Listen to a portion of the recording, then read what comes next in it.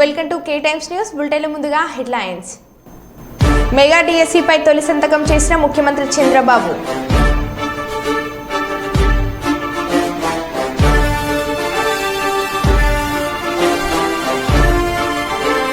Bus ఆపలేదని బస్సుకు అడ్డంగా కూర్చొని మహిళ నిరసన.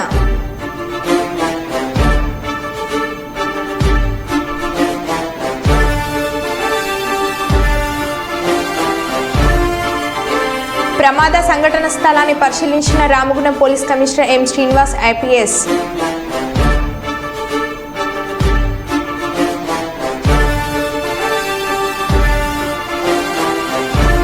ముస్లిం సోదరీమణులకు బక్రీద్ పండుగ సందర్భంగా తోఫా పంపిణీ.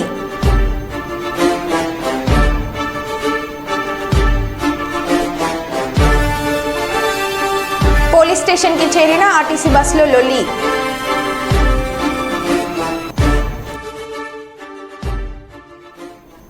ఇక వివరాల్లోకి వెళ్తే, మహబూబాబాద్ జిల్లా గర్ల మండలం మరిగూడెంలోని శ్రీ వెంకటేశ్వర స్వామి దేవాలయంలోని ధ్వజస్తంభం గాలి దుమారానికి విగిరి క్రింద పడింది.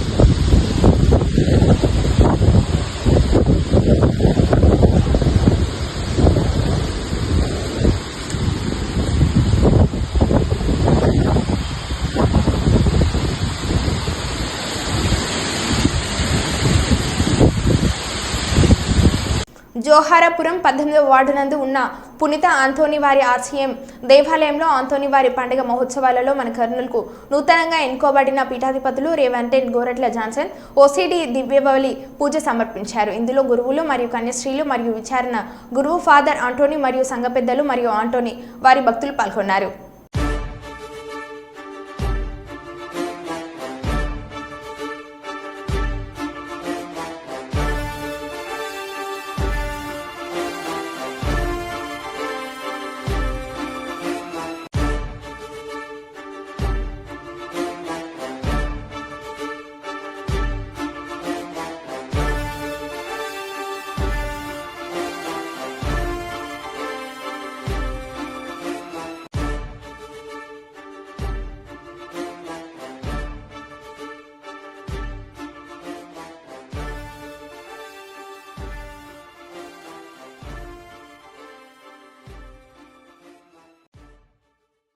కొక్కిరాల రఘుపతిరావు చారిటబుల్ ట్రస్ట్ మంచిర్యాల శాసనసభ్యులు శ్రీ కొక్కిరాల ప్రేమ్సాగర్ రావు ఆధ్వర్యంలో ఈరోజు హాజీపూర్, లక్ష్మీపేట, దండపల్లి మండలాల్లో ముస్లిం మహిళా సోదరీమణులకు బక్రీద్ తోఫా పంపిణీ చేసిన మంచిర్యాల జిల్లా డీసీసీ అధ్యక్షురాలు శ్రీమతి శ్రీ కొక్కిరాల సురేఖ ప్రేమ్సాగర్ రావు.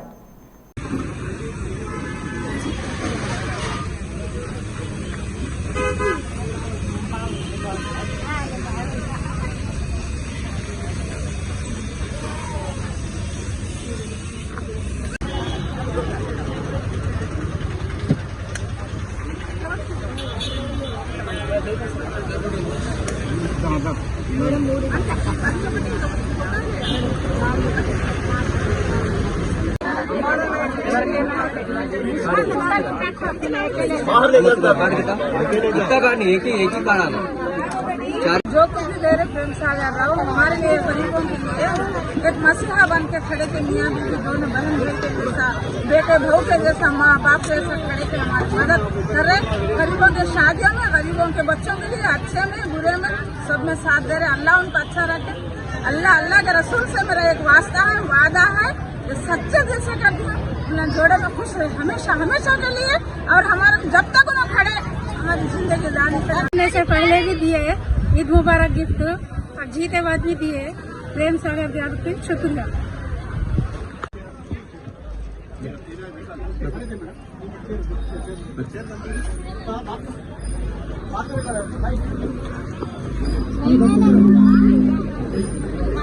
ప్రతి సంవత్సరం కొక్కిరాల రఘుపతిరావు చారిటబుల్ ట్రస్ట్ నుండి రంజాన్ పండుగ సందర్భంగా ముస్లిం సోదరిమణులందరికీ ఇంటికి అంటే ఖీర్కి సంబంధించిన వస్తువులు అలాగే చీర కూడా ఒకటి బహుమతిగా ఇస్తున్నాము.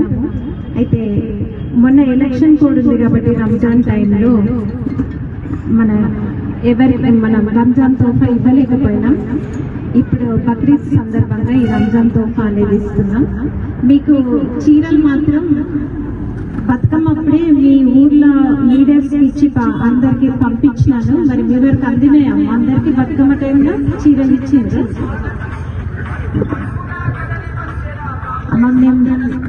ఇంకా మీకోసం చేయాల్సింది చాలా ఉంది.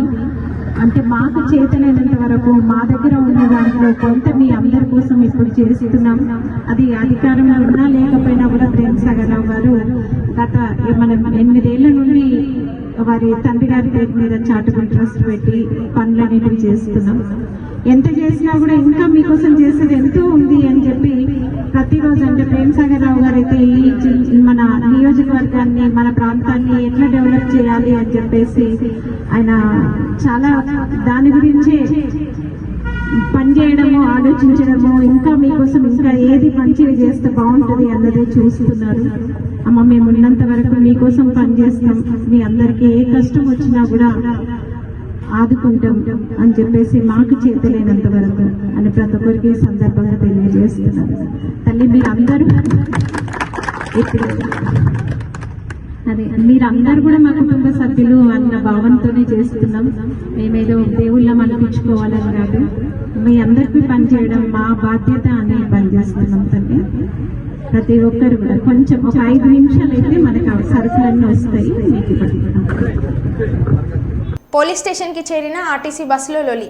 మంచిర్యాల నుండి కరీంనగర్ వెళ్లే బస్సులో విపరీతంగా రద్దీ ఉండడంతో ఒక మహిళ బస్సు మెట్ల మీద నిలబడింది. ఆర్టీసీ కండక్టర్ వద్దని వారించినా ఆ మహిళ వినకపోవడంతో చొప్పదండి పోలీస్ స్టేషన్కి తీసుకొచ్చి చెప్పించాల్సి వచ్చింది.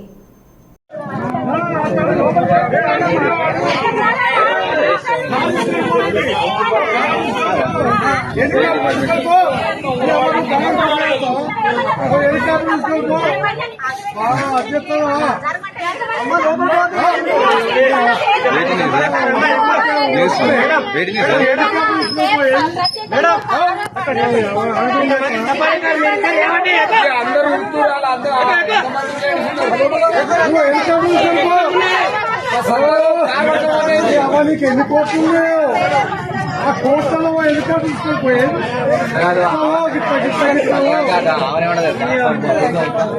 కోల్సంలో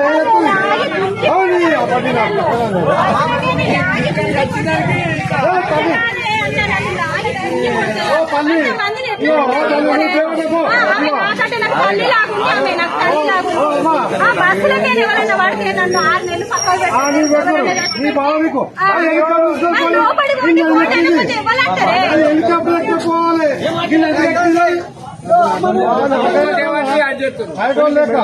గంతమంది డిస్టర్బ్ హెలికాప్టర్ పోయేది సొంత కార్లో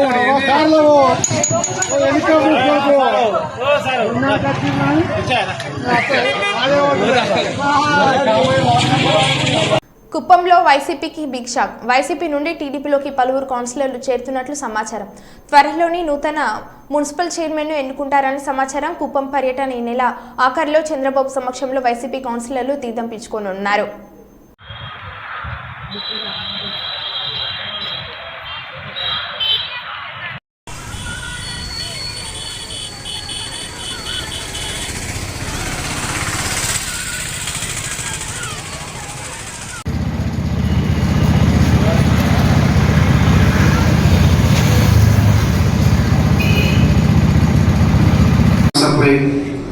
కోసం పెట్టడం జరిగింది.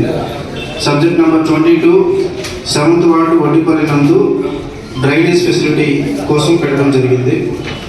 Subject number 23 construction of 450 mm culvert across the BT road at subject number 30 same supply and delivery of computers and printers to Kuppam municipal office. Subject number 31 Pallarapalli revenue village survey number చేసుకోవచ్చు. మళ్ళీ తీయాల్సిన అవసరం లేదు. అదే మున్సిపాలిటీకి ఒక రెవెన్యూ రావాలనే ఉద్దేశంతో అవన్నీ చేసుకుంటూ ఉన్నారు. మనకి రెవెన్యూ వస్తే మనం ఇప్పుడు ఈ వర్క్ అన్ని చేయాలంటే ఏం చేయాలా? రెవెన్యూ అది ఏంటి కాదు రిజిస్టర్ లో జీవో వచ్చింది, రిజిస్ట్రేషన్ చేయాలని చెప్పి.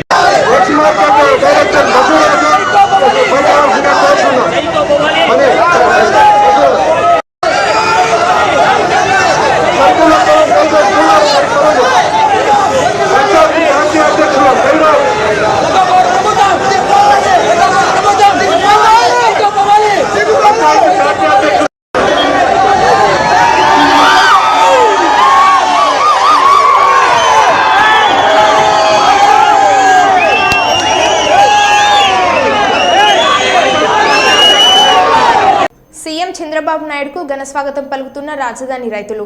సీడ్ యాక్సిస్ రోడ్కు భారీగా చేరుకున్న రాజధాని రైతులు సీఎం చంద్రబాబు వెళ్లే దారి మొత్తం పూలుపరిచి రాజధాని రైతులు సచివాలయానికి వెళ్లే దారి పొడున చంద్రబాబు ఘన స్వాగతం. సీఎం చంద్రబాబుపై పూలు చల్లుతూ ఘన స్వాగతం పలుకుతున్న రైతులకు అభివాదం తెలుపుతూ ముందుకు సాగుతున్న చంద్రబాబు. భారీ గజమాలతో ముఖ్యమంత్రి చంద్రబాబుకు రైతుల ఘన స్వాగతం.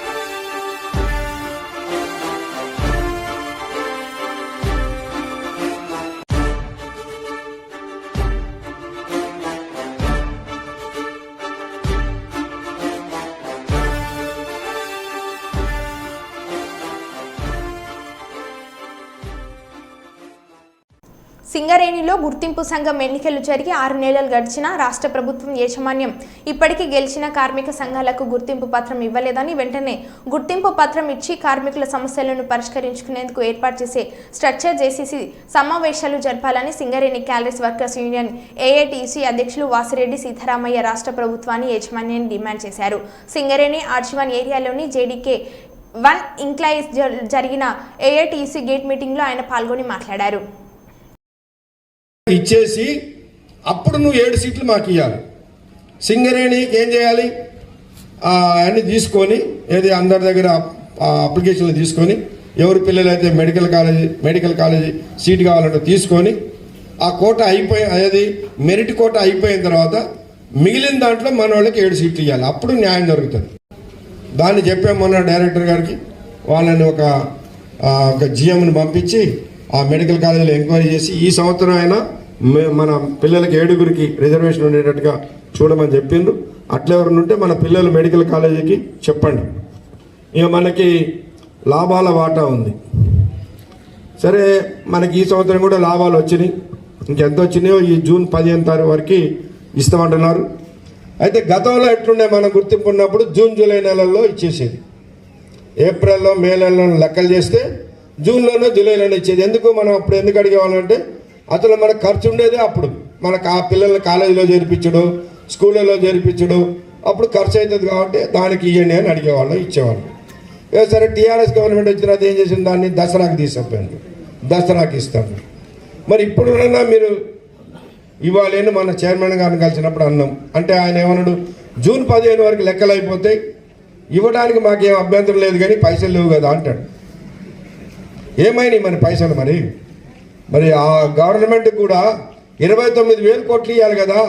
29,000 కోట్లు ఒకేసారి ఇవ్వకపోయినా, మేము తెల్లారే కలిసిన ఆయన భట్టి గారిని కలిసి 29,000 కోట్లు మాకు రావాలండి అని అంటే ఆయన అంటాడు, అరే కేసీఆర్ గారు 7 లక్షల కోట్ల రూపాయలు అప్పు చేసిపోయిండయా, మేమంటే నడపాలి ఈ గవర్నమెంట్ అని అంటాడు. సరే మీరు ఏం చేసుకుంటారో ఎట్ట చేసుకుంటారో కానీ మా డబ్బులు అయితే ఇవ్వాలి కదా. కనీసం మేము అన్నది ఏంటంటే 29,000 కోట్లు ఒకేసారి ఇవ్వలేకపోయినా మీరు ట్యాప్ ఒక 5 కోట్ల 6,000 కోట్లు ఇవ్వండి. 5-6 వేల కోట్లు ఇస్తే మాకు ఈ మిషనరీ కొనుక్కోవడానికి ఇప్పుడు అవి లేక ఎస్డిఎల్స్ ఎల్హెచ్డీలు అన్ని పాత ఏజ్ చేస్తున్నారు. ఓపెన్ కాస్ట్లో కూడా డంపర్స్ డోజర్స్ అన్ని పాత ఏజ్ చేస్తున్నారు. ఆ మిషనరీ కొనుక్కుంటే ప్రొడక్షన్ పెరుగుతుంది. అట్లనే మా కొత్త బాయిలకి వస్తుంది, మీరు ఇవ్వాలి అని అన్నాం. చూస్తామన్నారు, ఏం జరుగుతుందో చూడాలి. ఆ డబ్బులు ఏదైనా చేసైనా చెప్పినాం చైర్మన్ గారికి, మీరు ఈ లాభాల వాటా ఈ జూన్ జూలై నెలల్లో ఇవ్వండి, ఇస్తే కార్మికులకు కూడా ఖర్చులు కలిసి వస్తాయని చెప్పినాం. ఆ లాభాల వాటా కూడా పోయిన సంవత్సరం కంటే బహుశా కొంచెం ఎక్కువే వస్తుంది, ఎందుకంటే అంతకు ముందు కంటే కొద్ది లాభాలు ఎక్కువే ఉన్నాయి. కాబట్టి ఆ విధంగా మనకి ₹1,00,000 పైనే ఆ లాభాల వాటా కూడా వస్తుంది. అవి కూడా తొందరగా చేసుకోవాలి. మన పద్ధతిలో మనం పనిచేద్దాం. ఏది ఉన్నా మేము ఒకటే గుర్తుపెట్టుకోండి, మనం గెలిచినా పాత రోజుల్లో మీరు చూశారు, గెలిచినా కార్మికులతోటే ఉన్నాం. కానీ మేము గుర్తింపు సంఘం, మేము మేనేజ్మెంట్ పక్షాన అనే సమస్య ఉండనే ఉండదు. మనం కార్మికుల పక్షానే ఉంటాం. ఏ సమస్యలు వచ్చినా మనకు తీసుకురండి. యాజమాన్యంతో కొట్లాడటానికి సమ్మె నోటీస్ ఇచ్చి సమ్మె చేయడానికి కూడా వెనక్కి పోం. మేము ఆ యూనియన్ లాగా ఆ విధానంలో ఉండదు. దయచేసి మీరు అందరూ కూడా చేయాలని, అవసరమైతే అందరం కలిసి, ఇప్పుడు మనం ఎలక్షన్లప్పుడే సంఘాలు, నీది ఆ సంఘం, నాది ఈ సంఘం, ఇంకొక ఆయన ఇంకో సంఘం అనుకున్నాం. ఏదో ఓట్లు వేసుకున్నాం, ఎవరు గెలిచిందో వాళ్ళు గెలిచిండ్రు, ఎవరు పోయింది పోయింది. ఇప్పుడు అందరం కలిసి ఉంటేనే మేనేజ్మెంట్ ఇది అయ్యేది. మళ్ళీ ఇప్పుడు మనం సంఘాలు భేదం పెట్టుకుంటే మేనేజ్మెంట్కి అవకాశం ఉంటుంది. వీళ్ళని చీలిక చేసి వాడు చేసే పద్ధతులు చేస్తారు. కాబట్టి మనం అందరం కలిసి కొట్లాడదాం. మాకేం అభ్యంతరం లేదు, అన్ని సంఘాలను కలుపుకొని కూడా పోతాం అవసరం వచ్చినప్పుడు. ఏదైనా మేనేజ్మెంట్ మొండిబాయికి రావాలనిపిస్తే, గతంలో 17 రోజులు స్ట్రైక్ అప్పుడు Yellandu Koyagudem OC surface miner అప్పుడు చేయలేదా? అప్పుడు అందరిని కలుపుకొని పోయి ముఖ్యమంత్రి దగ్గర కానీ అక్కడ కానీ మేము కన్సిలేషన్లో కానీ చేయలేదా? అదే పద్ధతిలో ఉంటుంది. కాబట్టి దయచేసి మనందరం కూడా ఐక్యంగా యాజమాన్య విషయం దాని మీద కొట్లాడడానికి కూడా సిద్ధం ఉండాలి. అట్లనే మనం కూడా ప్రొడక్టివిటీ పెంచుకోవాలి, లాభాలు తెచ్చుకోవాలి. తెచ్చుకుంటేనే మన సింగరేణికి భవిష్యత్తు ఉంటుంది. కాబట్టి మనం హక్కుల కొరకు కొట్లాడదాం, పని విషయంలో మనం ఏం చేయకుండా చేద్దామని కూడా తెలియపరుస్తూ నాకు ఈ అవకాశం ఇచ్చిన మీ అందరికీ ధన్యవాదాలు. కక్ష సాధింపు చర్యలు మా విధానం కాదని మచిలీపట్నం పార్లమెంట్ సభ్యులు వల్లభనేని బాలశౌరి అన్నారు. జల సైనికుడు ఎక్కడ ఉన్నా ఎక్కడ దాడులు దౌర్జన్యాలకు దిగవద్దని కోరారు. గత ప్రభుత్వంలో జన సైనికులను ఇబ్బందులకు గురి చేసిన వారిని చట్ట ప్రకారం చర్యలు తీసుకుంటామన్నారు. మచిలీపట్నం పార్లమెంట్ను అన్ని విధాల అభివృద్ధి పరచడమే తన లక్ష్యం అన్నారు. ఈ జన సైనికులందరికీ కూడా నేను ఒక విజ్ఞప్తి చేస్తా ఉన్నాను. మన పద్ధతి వేరు, మన వ్యవహార శైలి వేరు. ఎక్కడ అనవసరంగా దౌర్జన్యాలు మీరు చేయొద్దు, దాడులు చేయొద్దు. వాళ్ళు చేసినటువంటి తప్పులు ఏదైతే ఉన్నాయో చట్టపరంగా ఆ డిపార్ట్మెంట్లు చర్యలు తీసుకుంటారు. ఎవరు కూడా చట్టాన్ని చేతిలో తీసుకోవద్దని చెప్పేసి నేను మనవి చేస్తా ఉన్నా. వాళ్ళు చేసినటువంటి అరాచకాలు మనం చేయొద్దు. పవన్ కళ్యాణ్ గారు కూడా ఈ విషయం గురించి స్పష్టంగా చెప్పారు. మనం ఒక క్రమశిక్షణ కలిగినటువంటి జన సైనికులుగా, కార్యకర్తలుగా మనం ప్రవర్తించాలనేటువంటిది ప్రతి ఒక్క జన సైనికుడిని నేను కోరుతా ఉన్నాను. అందరం కాన్సన్ట్రేట్ చేయాల్సింది అభివృద్ధి మీద. అదే రకంగా ప్రజలకు ఉన్నటువంటి సమస్యలు, ప్రధానమైనటువంటి సమస్యల మీద మనం అర్థం చేసుకొని ఆ సమస్యలను పరిష్కరించడానికి గెలిచిన అభ్యర్థులందరం కూడా కృషి చేయాలి. పవర్ ఫైనాన్స్ కార్పొరేషన్ ద్వారా లోన్ తీసుకొచ్చి పోర్టుని డెవలప్ చేస్తూ ఉన్నాం. ఒక 1.5 yearsలో నాకు తెలిసి ఆ పోర్టును కంప్లీట్ చేసి దాన్ని ఇక్కడ ప్రజలకు అంకితం చేస్తాం, జాతికి అంకితం చేస్తాం. ఆ పోర్టు పక్కన ఉన్నటువంటిది దాదాపు 4-5 వేల ఎకరాల ల్యాండ్లో ఒక మంచి ఇండస్ట్రియల్ హబ్గా తయారు చేసి అనేక మందికి ఉపాధి అవకాశాలు కలిగే విధంగా ఒక చక్కటి ప్లాన్ తోటి నేను కృషి చేస్తాను. ఈరోజు ఎక్కడ ఒక న్యూస్ చూశాను, భారత పెట్రోలియం కార్పొరేషన్ వాళ్ళు ఈ రాష్ట్రంలో దాదాపు ఒక 3-4 రిఫైనరీస్ పెడదామని చెప్పేసి ఎక్కడ ఒక న్యూస్ చూశాను.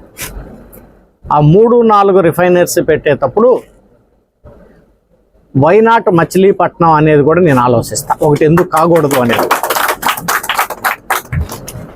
సో వైనాట్ అంటే ఇలాంటి ఆలోచనలు రావాలి. సో అర్థం లేనటువంటి ఆలోచనలతోటి ఊరికి పిచ్చి మాటలతోటి టైం గడపటం కంటే రిఫైనరీ, ఇండస్ట్రియల్ హబ్, ప్రజలకి ఏ రకంగా ఉద్యోగాలు ఇవ్వాలి, దీనికి వైనాట్ మచిలీపట్నం. సుల్తానాబాద్ పట్టణంలో సర్వ సమాజం తలదించుకునేలా సంఘటన చోటు చేసుకుంది. సుల్తానాబాద్ పట్టణంలోని ప్రముఖ రైస్ మిల్లులో పనిచేసే మిల్లు డ్రైవర్ల 6 ఏళ్ల చిన్నారిని కిడ్నాప్ చేసి మానవ ముగ్రంలా అఘాయిత్యం చేయడంతో పాపం మృతి చెందింది. ఈ సంఘటన దృశ్యాలు సీసీ ఫుటేజ్లో నమోదయ్యాయి. పోలీసులు కేసు నమోదు చేసి దర్యాప్తు చేస్తున్నారు.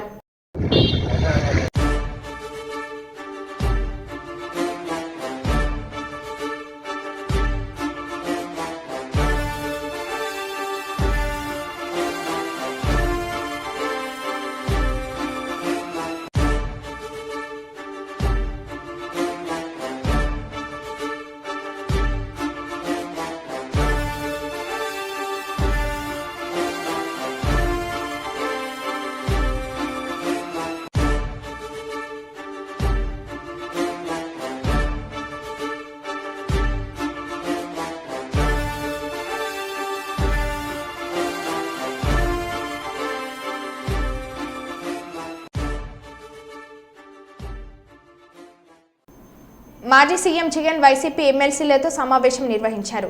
ఈ సందర్భంగా ఆయన మాట్లాడుతూ చంద్రబాబు హయాంలో పాపాలు చాలా త్వరగా పండుతాయని, గతంలోని చంద్రబాబు పాపాలు ఎలా పండాయో అందరం చూశామని తెలిపారు.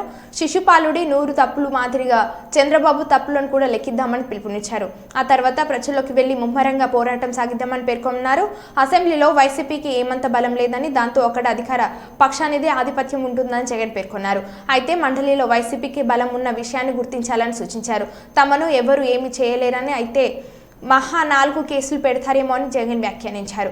ఇటీవల ఎన్నికల ఫలితాలు శకుని పాచికల మాదిరిగా ఉన్నాయని, ఈవీఎంల గురించి దేశవ్యాప్తంగా చర్చ జరగాలి. గత కొన్ని రోజులుగా జరిగిన పరిస్థితులు మీకు తెలుసు. ఎన్నికల ఫలితాలలో మనస్థైర్యాన్ని కోల్పోవద్దు. మేనిఫెస్టోను పరమ పవిత్రంగా భావించి 99% హామీలు అమలు చేసినాం. ఫలానా పథకం అమలు జరిగిందా లేదా అనేది ప్రజలను అడిగి మరీ టిక్ పెట్టించాం. ప్రజామోదం పొందిన తర్వాత ఎన్నికలకు వెళ్ళాం.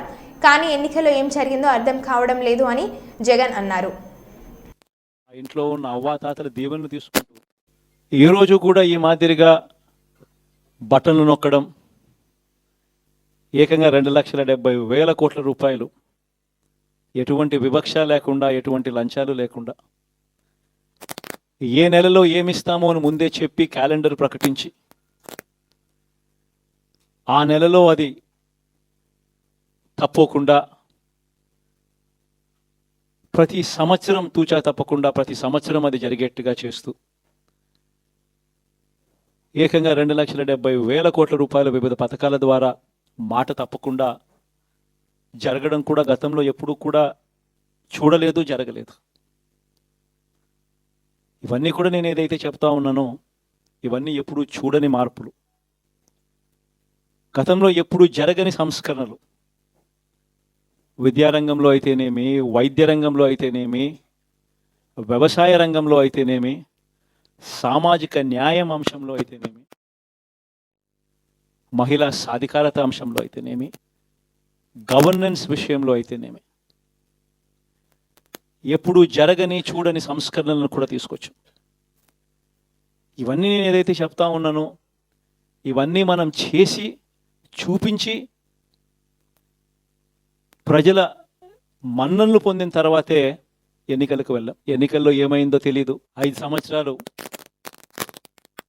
కళ్ళు మూసుకుంటే సార్ అయిపోయింది 5 సంవత్సరాలు. మళ్ళీ 2024 నుంచి 2029 కూడా అదే మాదిరిగానే కళ్ళు మూసుకుంటే 2029 కూడా కళ్ళు మూసుకుంటే వచ్చేస్తుంది. ఇది మనం గుర్తుపెట్టుకోవాల్సిన అంశం ఏమిటి? వరంగల్ బస్టాండ్ నుండి నెక్కొండ మహబాద్ వెళ్లే ఆర్టీసీ బస్సులో ఒక మహిళ తన 2 కుమార్తెలను ఎక్కించారు. దివ్యాంగుడైన కుమార్ని లోపలికి ఎక్కించేందుకు సదరు మహిళ కిందకు బస్సు దిగగా బస్సు డ్రైవర్ ఆమె ఎక్కక ముందే బస్సును పోనిచ్చాడు.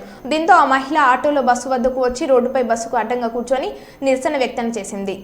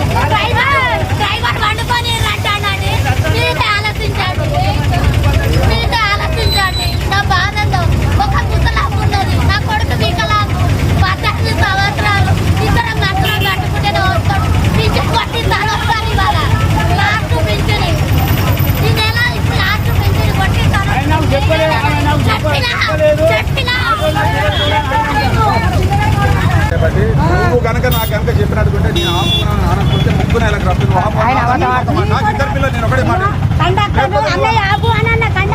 లేకపోతే నేను అంటే నువ్వు నాతో నాకంటే మాత్రం